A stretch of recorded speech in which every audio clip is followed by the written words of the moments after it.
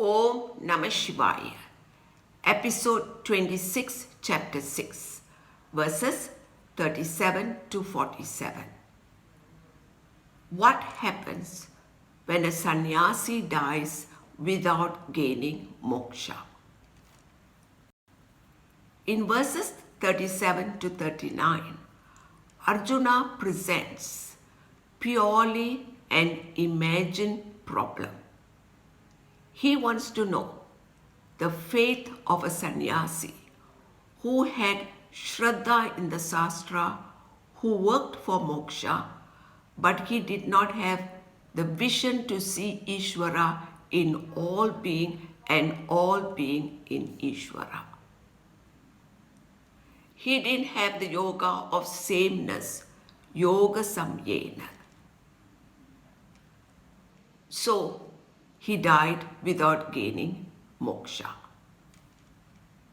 Here, Arjuna describes this sannyasi as a cloudlet torn asunder, chinna brahm eva, because he gave up worldly life to take sannyasam, and then having taken sannyasam, he did not gain moksha.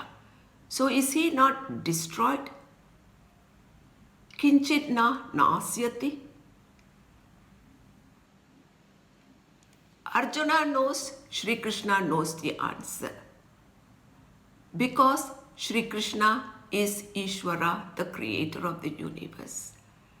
He taught this knowledge to Vivaswan at the beginning of this creation.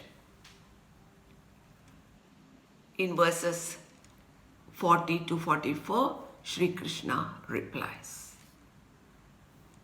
In verse 40, Shri Krishna affectionately addresses Arjuna as son, tata, because a disciple is like a son, telling him that once we have shraddha in our Shastra, we have made the first step towards moksha. We are Kalyana Krit. Kalyana means auspicious. It also means marriage, union into family life.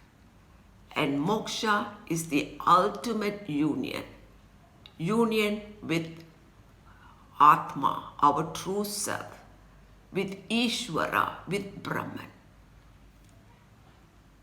So as Kalyana Krit, our entire flow of karmas changes. Only those karmas that are conducive to gain the knowledge of Brahman proceeds. So for a Kalyana Krit, there is no destruction, either here or in the life hereafter. He does not come to a bad end. Durgatim na gacchati.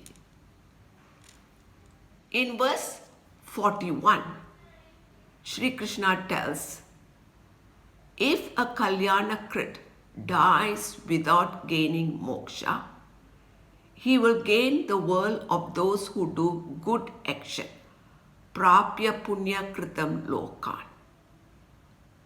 and live there for countless number of years, sasvati sama.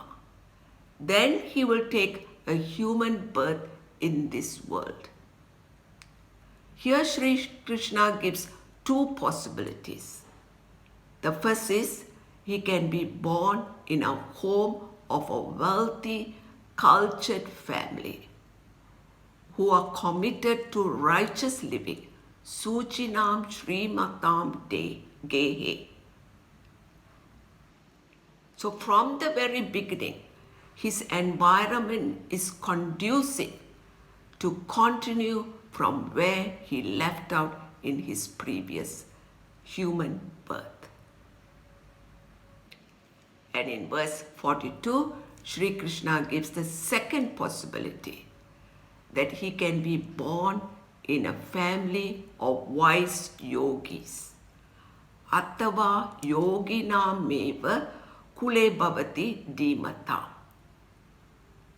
And to be born in a family of wise yogis is indeed very difficult to gain in this world. In this family of wise yogis, either both the parents or at least one will definitely be a jnani or a jignasu or a mukshu. Thereby, from the beginning, he gets the opportunity to study the knowledge of Brahman and gain moksha. As a seeker, we can be born anywhere, not necessarily in these two families.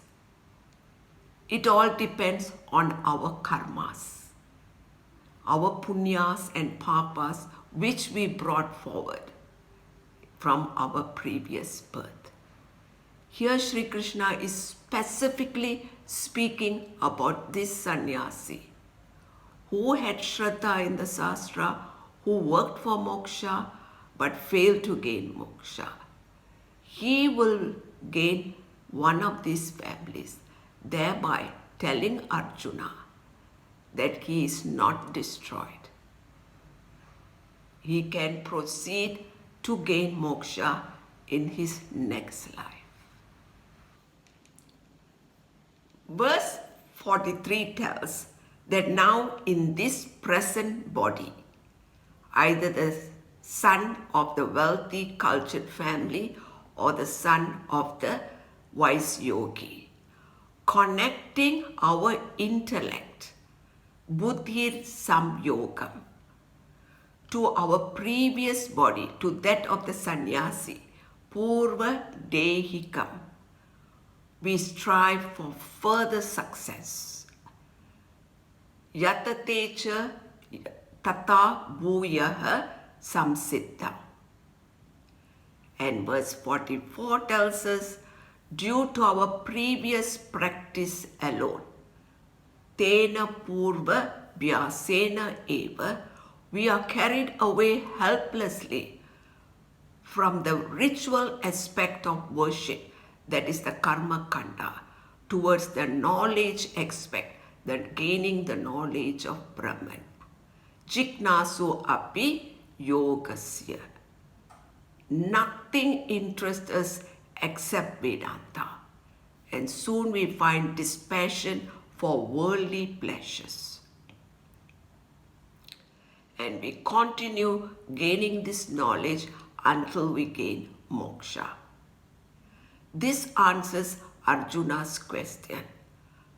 A sannyasi who dies without gaining moksha will continue until he gains moksha in his future birth.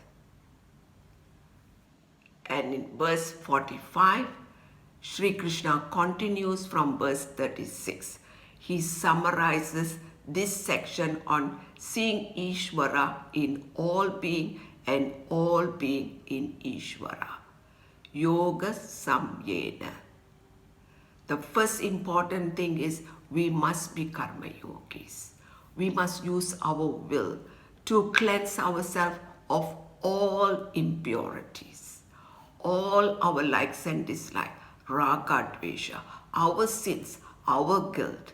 And this purification will take many births, aneka janma samsiddha, until we gain the ultimate end, param gatim, which is the most exalted in moksha, an end that never ends.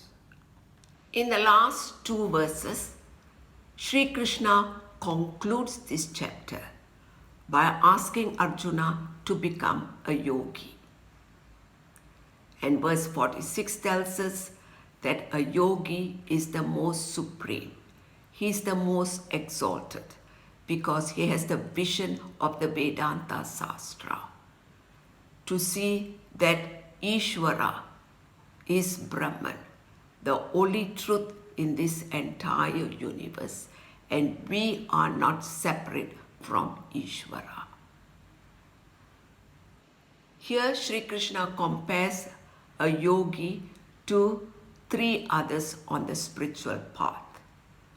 Second to a yogi is the tapas vipaya, those who meditate upon Ishvara as separate from themselves.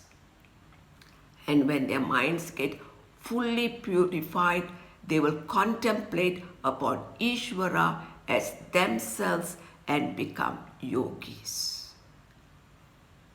Third is the Jnani Bhaya, the scholars.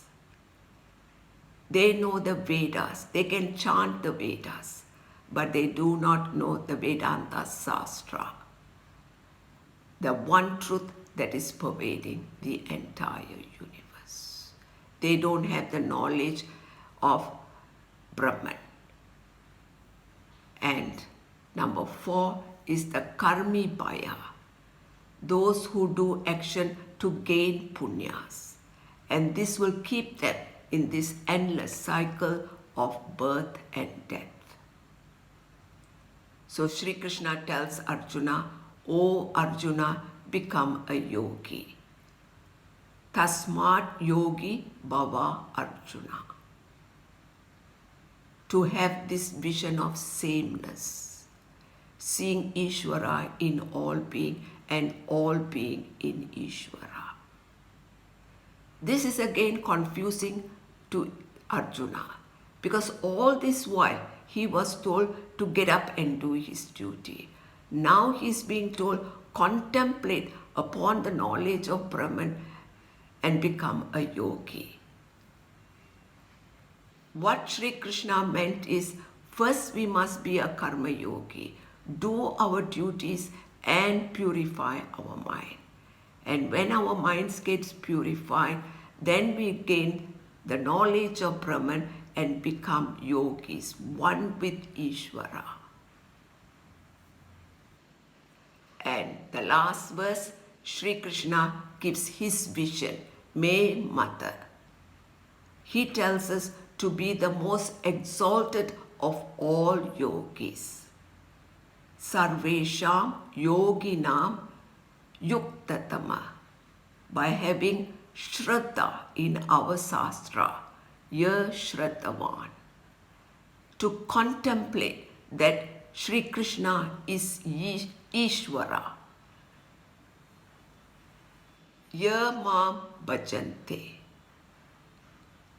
Then we will see that we are not separate from Ishvara. Then our minds get completely absorbed in Parameshvara. Madgatena Antaratmana. Seeing that one truth in this entire universe. We are Satchit Ananda Atma, absolute bliss. With this, we conclude chapter 6. And we shall take a break before we do a summary of the first 6 chapters. So till then, Om Namah Shivaya.